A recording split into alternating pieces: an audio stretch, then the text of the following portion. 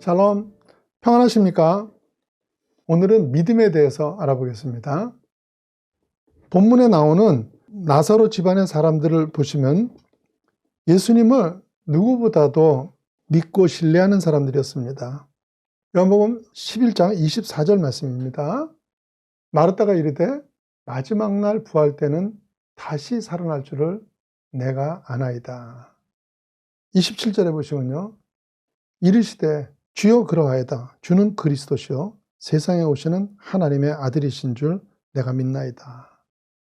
그 시대에는 부활신앙이 드물었는데 이들은 부활신앙을 가지고 있었고 예수님이 하나님의 아들이심을 믿었습니다. 그렇게 지내는 중에 나사로가 갑자기 죽을 병이 든 것입니다. 이들이 얼마나 주님을 믿고 있었나 하는 것을 보여주는 것이 예수님께 사람을 보내는데요. 요한복음 11장 3절 말씀입니다. 이에 그 누이들이 예수께 사람을 보내어 이르되 주여 보시옵소서 사랑하시는 자가 병들었나이다 하니 주님 빨리 오세요 이렇게 말하는 것이 아니라 사랑하시는 자가 병들었나이다. 이게 다입니다. 왜 그러냐면요. 주님은 오셔서도 고칠 수 있고 그 자리에서 말씀으로도 고칠 수 있다는 것을 경험해서 알고 있었던 거죠.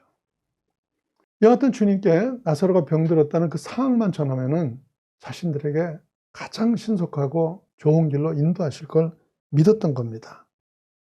그런데 그런 믿음으로 예수님께 맡겼음에도 불구하고 예수님은 아무 조치도 취해주지 않으시고 오빠가 죽었습니다. 두 자매의 실망이 얼마나 크겠습니까? 죽은 오빠의 장사를 다 끝내도록 오시지 않는 주님에 대해서 얼마나 서운하고 그 믿음의 상처를 입었겠습니까? 나흘 후 예수님이 나사로의 집을 찾아오실 때 요한복음 11장 21절 말씀입니다. 마르다가 예수께 여짜오되 주께서 여기 계셨더라면 내 오라비가 죽지 아니하였겠나이다. 32절에 마리아가 같은 말을 하죠. 예수님만 도와주셨으면 됐는데 안 도와주셔서 죽었다는 겁니다. 주님의 능력은 믿는데 오늘날 내 현실, 내 형편은 외면하셨다는 거죠. 우리도 신앙생활하다 이런 의문을 가져본 일 없습니까? 나름대로 믿음으로 최선을 다한 신앙생활을 하고 있음에도 불구하고 병이 난다든지 사업에 실패를 한다든지 때로는 사기를 당한다든지 하는 이런 일들을 겪으면서 정말 주님이 나를 보고 계신 것인가? 나를 보고 계시다면 내게 왜 이런 일이 생길 수 있는가? 이런 의문을 갖는 끝에요. 혹시 내가 내 믿음이 잘못된 건 아닌가? 이런 의심들을 하죠. 그런데 이런 의심을 하시게 되는 까닭은요. 많은 신앙인들이 하나님을 제대로 믿게 되면은 모든 어려운 일로부터 하나님이 지켜주시기 때문에 어떤 종류의 어려움도 오지 말아야 한다는 그 공식을 가지고 있기 때문입니다. 이런 고정관념이 심하게 되면요. 감기가 들어도 충만하지 않아서라고 생각합니다. 물론 어떤 특별한 충만이 있는 시간에 잠을 며칠씩 안 자도 졸립지도 않고 병도 나지 않는 그런 체험을 하기도 합니다. 하지만 우리 삶의 대부분의 시간에 적용돼야 되는 법칙은 많이 먹으면 배탈 나고 춥게 지내면 감기 걸리는 겁니다. 예를 하나 들어보죠. 교회는요, 지붕이 뾰족한 경우가 많이 있습니다. 그 뾰족한 끝에 제일 높은 데 있는 게 뭔지 아십니까? 십자가가 아니고 피레침입니다. 그런데 어떤 사람이 이렇게 묻습니다. 교회는 하나님의 집인데 왜 교회에 벼락을 내리세요? 왜 믿음 없이 교회에 피레침을 답니까? 이렇게 묻습니다. 하나님은 우주 만물의 주인이 되시고 그 만물을 다스리는 법칙이 있습니다. 그것은요, 하나님이 신자와 불신자를 막론하고 베푸시는 하나님의 법칙입니다. 그 중에 하나가 벼락은 제일 높은 곳에 떨어진다는 겁니다. 그래서 그것을 누가 제일 먼저 지켜야 하냐면 세상 사람이 아니고 하나님을 믿는 신자가 지켜야 하는 겁니다. 우리는 자연 법칙만이 아니고 하나님의 섭리를 따르기 위해서라도 피레침을 달아야 되는 것입니다.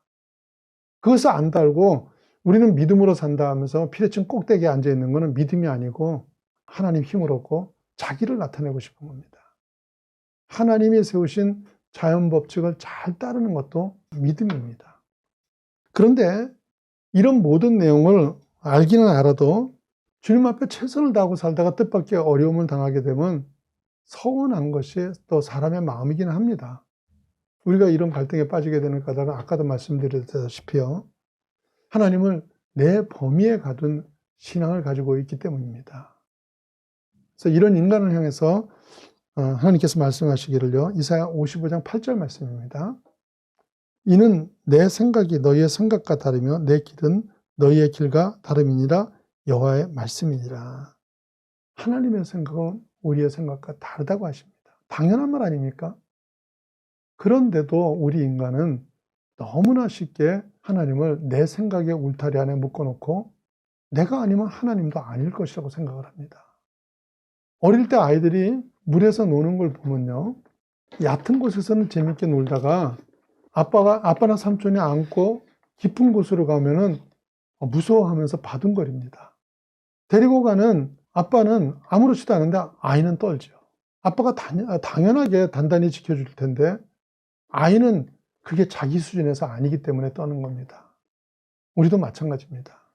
전능하신 하나님은 어떤 상황에서도 우리를 완벽하게 지키고 인도하실 텐데 우리는 우리 수준에서 아닌 것은요, 하나님 품에 안겨 있으면서 바둥거리고 두려워하는 것입니다.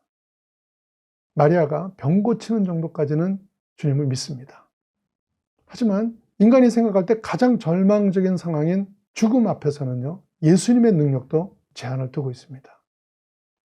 자, 요한복음 11장 23절과 24절 말씀입니다. 예수께서 이르시되 내 오라비가 다시 살아나리라.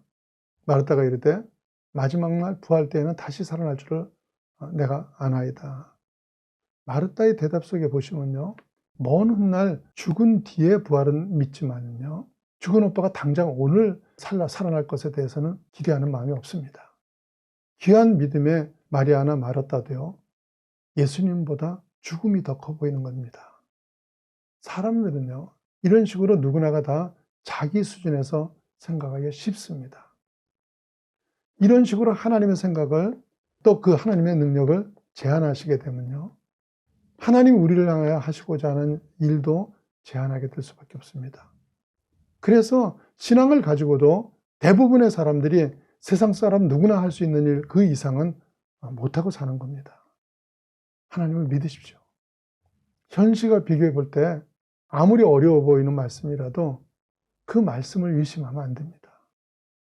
예수님을 모시러 간 종이요, 그 병은 죽을 병이 아니라는 대답을 가지고 오죠. 근데 그 대답을 가지고 왔을 때 마리아와 마르다는 이미 죽은 시체를 옆에 두고 그 응답을 들었습니다. 그것도 이들이 그동안 열심히 내고 예수님을 섬길 때 조롱하고 주의를 주던 이웃이나 친척이 옆에 만약에 있었으면요, 얼마나 그 믿음의 상처가 됐겠어요. 그래서 우리도 사실은요, 가끔 이런 응답을 받을 때가 있습니다. 아브라함도 그랬죠. 아브라함은 사라가 경수가 끊어지고 이미 자녀를 볼 수 있는 능력이 없어졌는데요, 하나님 그때 그의 이름을 아브라함 열국의 아비로 이름을 바꾸셨어요.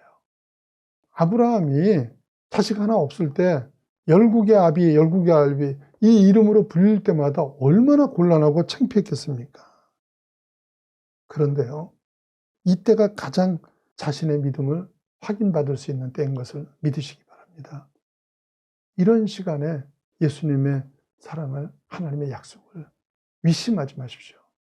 주님의 약속은 반드시 이루십니다. 설사 죽은 자를 옆에 두고 죽지 않는다고 하시더라도, 혹시 나사로처럼 그 자리에서 살아나지 않는다고 하더라도 하나님의 말씀 맞습니다. 왜 그렇습니까? 자, 요한복음 11장 25절과 26절 말씀입니다. 예수께서 이르시되 나는 부활이요 생명이니 나를 믿는 자는 죽어도 살겠고 무릇 살아서 나를 믿는 자는 영원히 죽지 아니하리니 이것을 내가 믿느냐. 하나님은 우리의 현실만 다스리는 분이 아니시기 때문입니다. 그래서 지금 당장 내 현실에 안 나타난다고 해도 내가 믿은 그 말씀은 내 후손들에게 이루시기도 하고, 그 어디에서도 나타나지 않은 축복은 주님이 다스리는 그 나라에 갔을 때 거기에서 축복으로 임하게 될 것입니다. 하나님을 믿으십시오. 설사 죽은 자를 옆에 두고 죽지 않는다고 하시더라도 그 말씀을 믿는 자는 믿음의 복을 얻습니다. 주님의 사랑을 받는 여러분 모두 주님 앞에 믿음으로 사는 것은 이 땅이든 영원한 하늘나라에서든 반드시 이루어짐을 믿고 담대한 믿음의 삶을 사시기를 예수님 이름으로 축원합니다.